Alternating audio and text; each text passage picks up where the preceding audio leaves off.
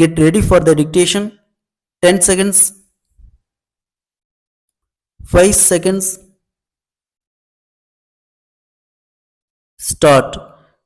தமிழ்நாடு சட்டமன்ற பேரவையில் நிதிநிலை அறிக்கை மீது நடைபெற்ற விவாதத்தில் ஆளும் கட்சி உறுப்பினர் ஒருவர் பேசுகையில் குறிப்பிட்டதாவது: பேரவை தலைவர் அவர்களே, இந்த மன்றத்தில் பேசும்போது அரசாங்கத்தின் நல்ல கொள்கைகளை அனைவரும் வரவேற்றும் ஆதரித்தும் பேசியிருக்கிறார்கள். நானும் என்னுடைய கருத்துக்களை சொல்ல விரும்புகிறேன். முதலாவதாக, கல்வி கொள்கையில் அரசு எடுத்திருக்கும் முடிவுகளை பலரும் பாராட்டினார்கள். கல்வி அறிவில்லாத மக்களே நம் நாட்டில் இருக்கக்கூடாது என்ற அடிப்படையில் கட்டாயமாக இலவச கல்வியை எல்லா மக்களுக்கும் அளிப்பதற்கான நடவடிக்கைகளை எடுத்துக்கொள்ள வேண்டும் என்று கேட்டுக்கொள்கிறேன்.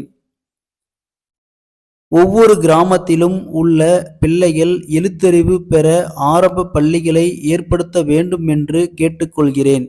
ஒவ்வொரு ஆரம்ப பள்ளியிலும் 1 முதல் 5 வகுப்புகள் வரையில் உள்ள பிள்ளைகளுக்கு பாடங்களை போதிக்க பெண் ஆசிரியர்களையே நியமனம் செய்ய வேண்டும் என்று கேட்டுக்கொள்கிறேன். ஒவ்வொரு வகுப்பிலும் அதிக அளவு 30 மாணவர்கள்தான் இருக்க வேண்டும். அதற்கு மேற்பட்டவர்கள் இருந்தால் வகுப்பை 2 அல்லது 3 பிரிவுகளாக பிரித்து ஒவ்வொரு மாணவனும் ஆசிரியரின் நேரடி கண்காணிப்பில் இருக்குமாறு செய்ய வேண்டும் என்பதை தெரிவித்துக் கொள்கிறேன். தாய் மொழியாம் தமிழ் முதலிடம் பெற வேண்டும் என்பதற்காக அரசு தக்க நடவடிக்கைகளை எடுத்துக்கொள்ள வேண்டும் என்று கேட்டுக்கொள்கிறேன். தமிழை வளர்க்க, வாழ வைக்க எல்லா வகையான வழிமுறைகளையும் ஏற்பாடுகளையும் எடுத்துக்கொள்ள வேண்டும். முதலாவதாக, தமிழ் நாட்டிலுள்ள எல்லா ஊர்களின் பெயர்களும் திருத்தமாக தமிழிலேயே எழுதப்பட வேண்டும். அதேபோல் நாட்டிலுள்ள கடைகள், அலுவலகங்கள், நிறுவனங்களின் பெயர் பலகைகள் எல்லாம் தமிழிலே இருக்க வேண்டும் என்று அரசாங்கம் ஆணை பிறப்பிக்க வேண்டும். அதற்காக தீவிரமான நடவடிக்கைகளை மேற்கொள்வதற்கான முயற்சிகள் எடுத்துக்கொள்ள வேண்டும் என்று கேட்டுக்கொள்கிறேன். எங்கும் தமிழ், எதிலும் தமிழ் என்ற அரசாங்கத்தின் கொள்கையை உறுதிப்படுத்தி எல்லா அரசாங்க அலுவலகங்களிலும் வேண்டிய முயற்சிகளை செய்ய வேண்டும். அரசாங்கத்தின் அலுவல்களை எல்லாம் தமிழிலே நடத்தவும், கடித போக்குவரத்துகள், அரசு ஆணை போன்றவற்றை எல்லாம் தமிழிலே நடத்தவும் அரசு ஊழியர்களை ஊக்குவிக்க வேண்டும். அதே மாதிரி பள்ளிகளில் மாணவர்களின் வருகை பதிவேடு, சம்பள பட்டியல், ஆசிரியர் குறிப்புகள் போன்ற எல்லாவற்றையும் தமிழ் எழுதுவோருக்கு ஒரு குறிப்பிட்ட காலம் வரையிலும் ஊக்கத்தொகை அளிக்கலாம் என்பதை தெரிவித்துக் கொள்ள விரும்புகிறேன்.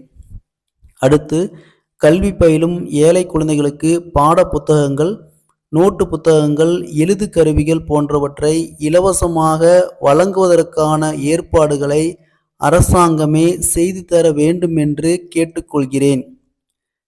ஏழை குழந்தைகளுக்கு மதிய உணவுடன் ஊட்டச்சத்து பொருட்கள் ஆகியவற்றை இலவசமாக வழங்க அரசு தக்க நடவடிக்கைகளை எடுக்க வேண்டும் என்று கேட்டுக்கொள்கிறேன். மாணவர்களின் உடல் நலனை பேணி காக்கவும், அவர்களுக்கு வைட்டமின் மாத்திரைகள் இலவசமாக வழங்கவும் ஏற்பாடு செய்ய வேண்டும் என்று கேட்டுக்கொள்கிறேன். அடுத்தபடியாக, நம்முடைய நாடு விவசாய நாடாக இருப்பதால் இங்கு உள்ள மக்கள் எல்லோருமே விவசாயத்தையே முக்கிய தொழிலாக கொண்டிருக்கிறார்கள்.